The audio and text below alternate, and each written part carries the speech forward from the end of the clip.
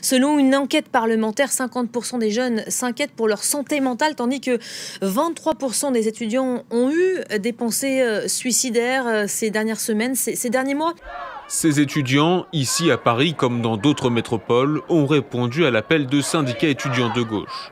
Entre baisse de la motivation, dépression, précarité à cause de la situation sanitaire. Les étudiants plongés avec les confinements dans la pauvreté et l'isolement, comment vivent-ils au quotidien? Nous avons tous vu ces images bouleversantes de ces files d'attente à n'en plus finir qui cessent d'augmenter en plein hiver et en pleine période de pandémie. Il s'agit de jeunes étudiants qui sont plusieurs centaines à faire la queue pour pouvoir recevoir de la nourriture gratuitement. Et il faut savoir que la situation des étudiants est à un niveau extrêmement précaire, surtout actuellement, car ils dépendaient très souvent de petits boulots qu'ils pouvaient faire, notamment dans la restauration. Comme vous le savez, aujourd'hui, tous ces petits boulots ont presque disparu ou sont impossibles à réaliser. Donc du coup, les étudiants qui étaient déjà dans une situation assez précaire, par l'absence de ces petits boulots qui pouvaient leur permettre d'avoir un petit revenu complémentaire, leur situation étant encore plus compliquée. Également, d'un point de vue social, c'est extrêmement compliqué car, comme tout le monde, ils n'ont pas cette possibilité de pouvoir se retrouver à l'extérieur, d'avoir des activités, de spectacles, divertissements,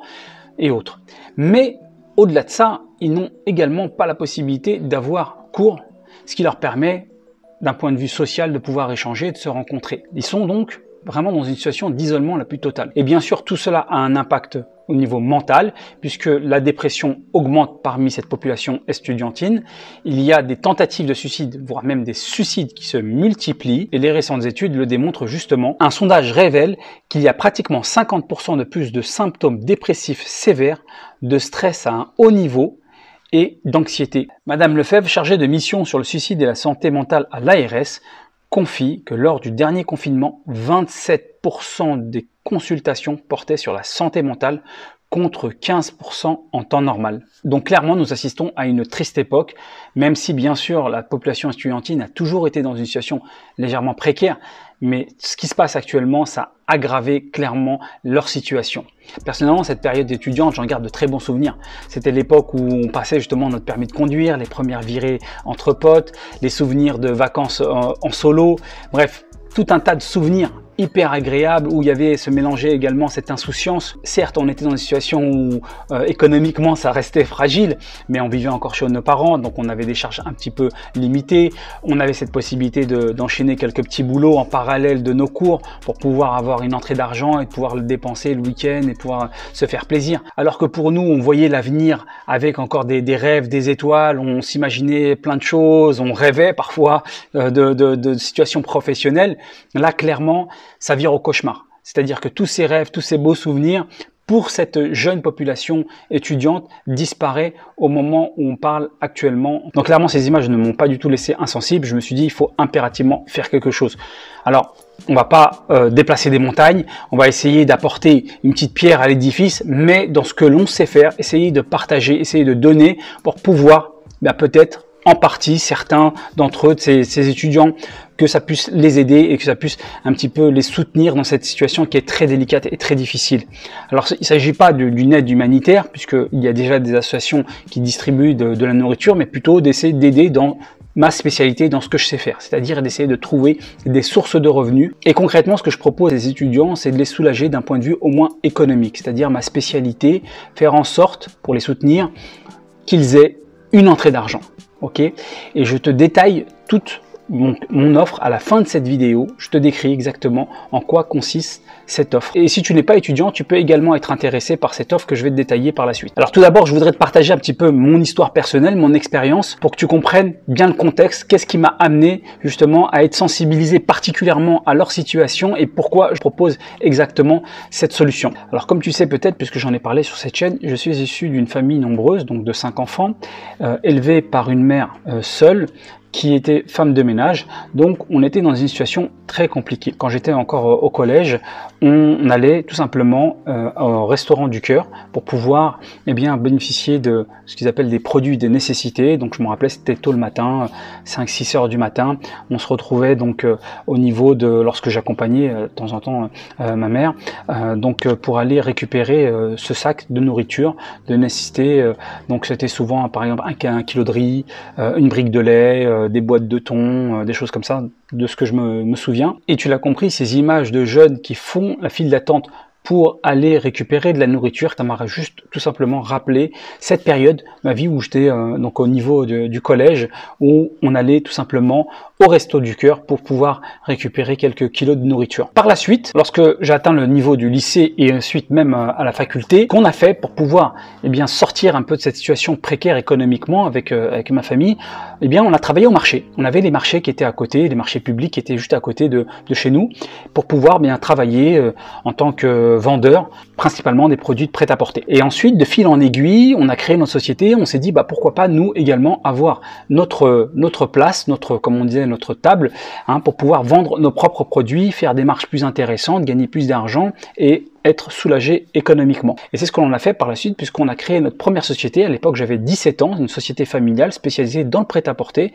On achetait de la marchandise qui venait de Chine et que l'on revendait sur ces marchés publics. On travaillait principalement le week-end et en semaine, on travaillait à tour de rôle. Je me souviens par exemple, le jeudi, c'était moi qui étais d'astreinte le jeudi matin. J'avais donc pour mission de venir sur le marché des 4 routes d'Asnières, d'installer, de faire l'ouverture, de poser tous les produits et ensuite un vendeur prenait le relais lorsque moi je devais partir prendre mon sac et je partais à l'école, je prenais le train, métro pour me retrouver donc à la fac de la Sorbonne à Paris pour prendre mes cours, commencer mes cours à 8h du matin. Et c'est précisément à ce moment-là, sans le savoir, que j'ai construit toute ma détermination et toute mon ambition de réussir, puisque j'ai eu cette expérience dans le dur qui m'a forgé un caractère et qui m'a forgé à vouloir absolument à réussir et à sortir de cette conditions. Alors si je te raconte tout ça, c'est pas simplement pour déballer ma vie personnelle, mais tout simplement parce que je trouve que le marché, c'est-à-dire vendre du prêt-à-porter au marché ou dans les magasins, la version 2.0, la plus proche, la plus efficace, c'est Amazon. Plutôt que d'acheter sa marchandise en Chine toujours et ensuite de venir déballer, d'avoir un vendeur sur place, puis ensuite remballer la marchandise et avec toute la question et la gestion de logistique, là on a effectivement à acheter nos produits, par exemple en Chine, de les mettre sur une plateforme et ensuite c'est Amazon qui gère les livraisons. Donc c'est pour moi clairement Amazon la version 2.0 de ce que je faisais plus jeune au marché ou ce qu'on pourrait faire également dans des magasins. Alors qu'est-ce que je pense concrètement de Amazon FBA en tant que business? Est-ce qu'on peut gagner vraiment, véritablement de l'argent avec Amazon FBA? Alors autant pour moi, le dropshipping, c'était une sorte de vente éclair où tu devais faire du chiffre d'affaires à coup de publicité sur les réseaux sociaux, sur Facebook, Instagram, ainsi de suite, et tu avais un produit qui était éphémère, qui durait un moment, et ensuite tu avais énormément de concurrence à celui qui allait faire le plus de promotion pour essayer de gagner un petit peu de marge sur un délai très court et ensuite basculer sur un autre produit qui pourra éventuellement marcher ou pas. En revanche, Amazon FBA, où on achète un produit et on a la possibilité de le mettre sur une plateforme qui va propulser ce produit, qui reste le leader dans le e-commerce, Amazon, et donc du coup s'assurer de faire certaines ventes. Donc clairement, Amazon, selon moi, il faut absolument surfer sur cette vague. J'en parle souvent, dès qu'il y a un nouveau concept, dès qu'il y a de nouveaux produits, il faut s'y intéresser car c'est au début que la vague est intéressante et après, plus il y a de monde qui rejoignent cette vague et plus elle tend à redescendre. Et clairement, Amazon est le numéro 1 des plateformes de e-commerce puisqu'il détient 22% de part de marché. Alors la question qui se pose, c'est est-ce qu'il est trop tard justement pour surfer sur cette vague? Est-ce que déjà la vague est passée et qu'il n'y a plus de marge et il n'y a plus de bénéfices à générer avec Amazon? Alors ce qu'il faut savoir, revenons sur les chiffres toujours, c'est que le e-commerce représente seulement 10% de tout le commerce. C'est-à-dire que tout ce qui est hors digital, le commerce physique, sur place, magasin, ainsi de suite, représente 90% aujourd'hui, en 2021, et le e-commerce aujourd'hui ne représente que 10%. Donc c'est une marge, bien sûr, qui est en progression, on est d'accord, mais qui reste très faible. Ça signifie que le potentiel à développer est encore énormissime, puisqu'il y a encore 90% du commerce mondial qui est développé hors digital, hors Internet. Et ce que l'on sait également, c'est que le confinement, avec cette épidémie, a accéléré justement ce développement du e-commerce. Comme vous le savez, beaucoup de magasins sont fermés, donc on en achète principalement sur Internet. Et c'est pour ça que Amazon, par exemple, a connu une augmentation de 37% de son trafic. Donc clairement, le confinement accélère cette tendance, mais pas que.